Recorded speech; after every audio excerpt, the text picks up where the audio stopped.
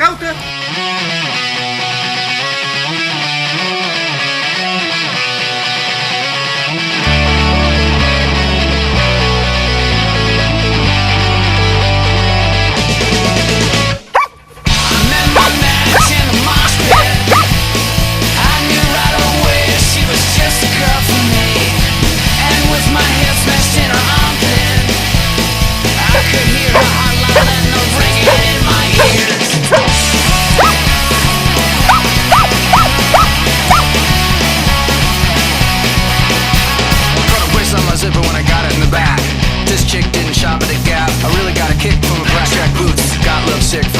Tattoo.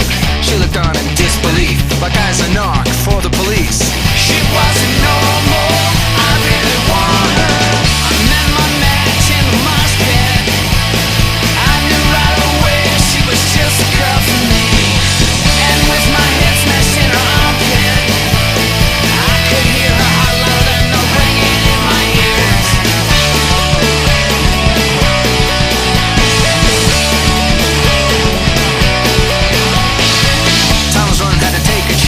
Slapped her ass and asked her to dance. Bitch looked down like I was a freak. She'd rather put a needle in her other cheek.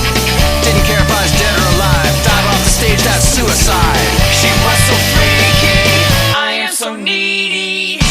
Bună ziua, dragi telespectatori! Bine v-am găsit la o nouă ediție Amazonia. Săptămâna aceasta m-am tot gândit despre ce să fac emisiune, ce să vă prezint dumneavoastră.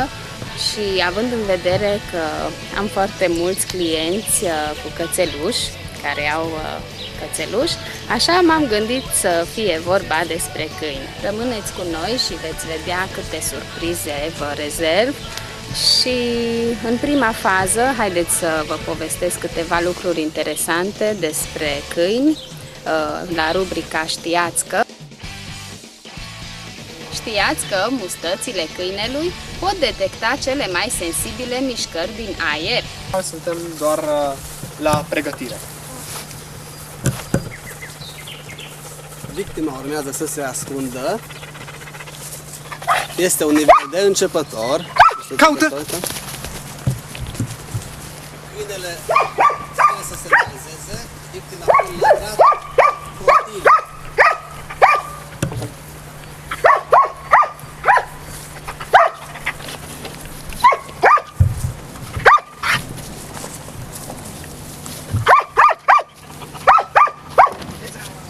Bravo! Te-a găsit repede, dar te-a văzut unde te-ai ascuns. Sigur, am zis în această fază nu are importanță, are doar 8 luni. Lucrăm pentru semnalizare. Da. Căutarea va fi o altă etapă în dresaj și atunci normal nu mai are voie să mă vadă și o să facem și cu voluntari și cu victime pe care nu cunoaște câinele. Pentru că normal, e foarte simplu pentru el, mă cunoaște și m-a văzut unde m-am ascuns, era ușor pentru el. Dar este o etapă în procesul de dresaj, bineînțeles, durează 2 ani dresajul până ce el va ajunge să fie apt și să fie folosit și în misiune. Ok, acum tu urmezi. Ok. Unde să mă ascund? Și eu trebuie să am recompensă la mine. Ține strâns, câinele să nu ajungă la tine. Lasă să lată vreo 3, 4, 5. Ok, și pe urmă să-i dai. Bine? Ok. Vreau o recompensă. Să nu mănânci. Să nu mănânc eu. Dă-i câinelui, ok? Bine. O să te rugăm să dai recompensa cățelului atunci când stăpânul câinelui o să zică să-i dai recompensa. Okay. Bine? Ok. Unde să mă ascund? Tot acolo sau?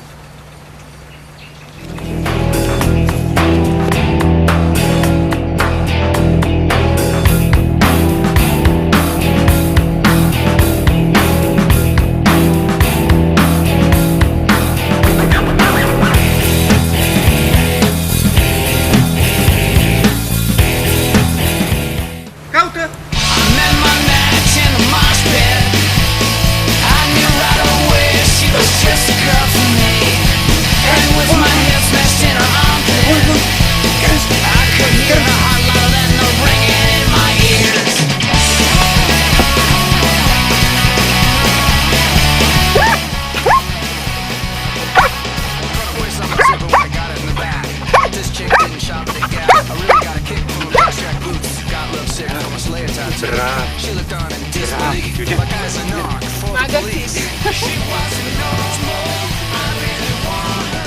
Zoli, ne-ați prezentat foarte multe lucruri interesante, dar eu totuși sunt curioasă și vreau să te întreb, pentru că și telespectatorii și clienții mei sunt curioși. Spune-ne cum se poate învăța un câine cât mai ușor, deci ce trebuie să facă stăpânul dacă vrea să-l învețe, de exemplu, șezutul, nu? Îi spui șezi și ce faci, îl împingi de funduleț sau? E foarte simplu. Noi am prezentat doar o parte, aproximativ jumătate din activitățile noastre. Eventual, data viitoare vom continua Așa ceva că nu și mai avem timp interesant. pentru Okay. toate. Poziția șezi este cel mai simplu și cred că cu acest exercițiu începem dresajul. Da. În primul rând, câinele trebuie să fie motivat. Pentru că, mai ales, șezul putem învăța chiar atunci când luăm cățelul acasă și s-a adaptat, bineînțeles, după câteva zile. Dar când s-a obișnuit, putem lua bucățică de mâncare. Normal, încercăm să evităm constrângerea la această vârstă. Și pur și simplu, normal, ceva ce îi place foarte mult. Este recomandat să folosim ceva mai extra decât mâncarea lui de zi cu zi, deci nu neapărat să fie hrană uscată, să fie ceva mai stimulent. Asta poate fi cașcaval, cremburș, șnițel, carne de pui, exact. Punem să-l miroasă și ușor ridicăm deasupra capului. Un cățel mic se va uita după el, se va uita exact și începe să-și ridice capul, dar dacă ține mult, normal, probabil va încerca să sară și atunci când înțelege că nu poate să ajungă, va șede pentru că astfel el vede mult mai ușor în sus. În acel moment când a pus fundul jos, să primească recompensa. Și între timp zici șezi, nu? Îi tot spui, sau? Putem spune, dar nu are nicio importanță la început. Comanda putem introduce atunci când el deja face sistematic și conștient. Normal, o singură dată nu ajunge ca să înțeleagă el despre ce e vorba, trebuie să se întâmple sistematic, că atunci când ridicăm mâna, el va învăța de fapt că atunci când pune fundul jos, primește mâncarea. Foarte și el va interesant. asocia... Acum am mai făcut foarte curioasă, spunem cum îl învăț culcat. Comanda culcat. După ce am învățat poziția șezi, ar fi mult mai simplu decât din poziția stai, pentru că pus fundul jos, trebuie să coborăm doar picioarele din față. Din poziția șezi punem în fața botului și de acolo vom coborî încet spre jos.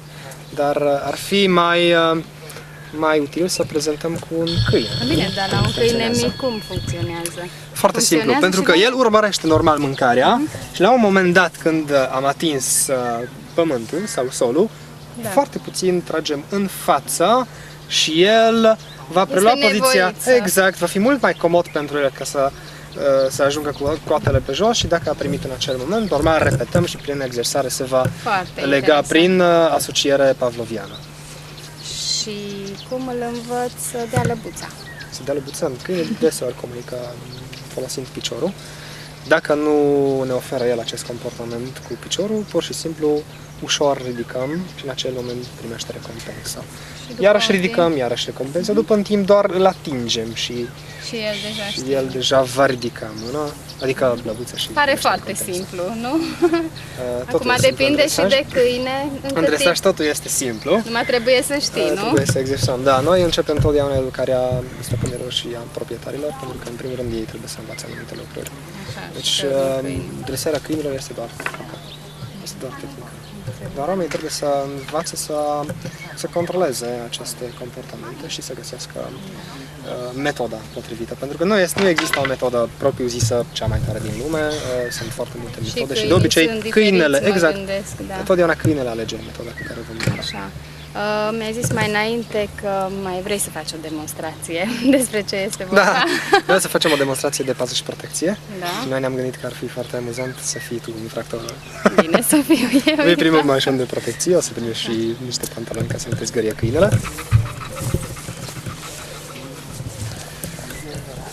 Na bine, acum urmez eu, băieții m-au îmbrăcat în echipament, este foarte cald, sper să nu se întâmple nimic cu mine, deci încă o dată să-mi spui despre ce este vorba, deci eu sunt infractor și la... stânga vei găsi un mâner, bine, ok, o să ții în fața ta, așa, și de aici, sau? Da, poți să ții de acolo, te rog să iei o poziție foarte stabilă. Ok. Stabilă? Foarte De stabil. ce? Pentru că vine câinele puternic, ar putea să te tragă jos. Ok, deci un picior în față. Eu sunt infractorul, câinele va veni și doar aici va mușca, zici tu. Doar acolo. Da? Sperăm Bine. noi. Sperăm. Na, să Ok. ne încălzim pe Ramona și mergem. Haide. Și deci eu sunt infractor, încă o dată nu știu ce se va întâmpla. El Da, spune tu mergi că acolo, hotărâtă și îl stăpânul ataci. ce face? Îl atac. îl ataci. Ok. Hai, să te vedem. Fii hotărâtă. La vista. Ciclon, pichile! Opa, uite! Uite, uite, Ciclon, uite așa! Iolo, iolo, uite așa! Iolo, sec.